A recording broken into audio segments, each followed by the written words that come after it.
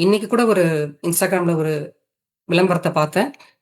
House wife's house wife's எல்லாம் ஈஸியா இந்த பிசினஸ பண்ணலாம்.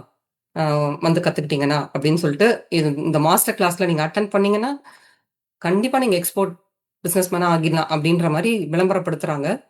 அத பார்த்துட்டு போனீங்கன்னா, நிச்சயமா எதையுமே கத்துக்க முடியாது.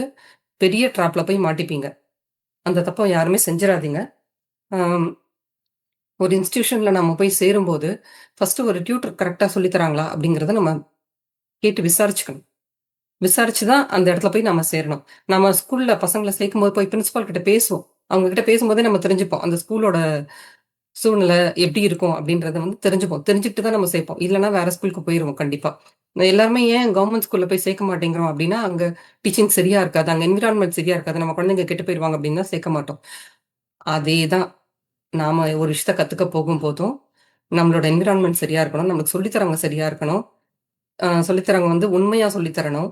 அதெல்லாம் ரொம்ப முக்கியமான விஷயம். நீங்க யாராவது சேரும்போது, அத நிச்சயமா ஃபர்ஸ்ட்டு செலக்ட் பண்ணிட்டு அப்புறமா போய் சேருங்க. நான் யாருமே எக்ஸ்போர்ட் வராதீங்கன்னு சொல்ல மாட்டேன். வாங்க. ஆனா சரியான தேர்வோட வாங்க. அது ஃபர்ஸ்ட்டு ஸ்டெப். யார எங்க போய் சேர்றோம் அப்படிங்கிறது ஃபர்ஸ்ட்டு ஸ்டெப்.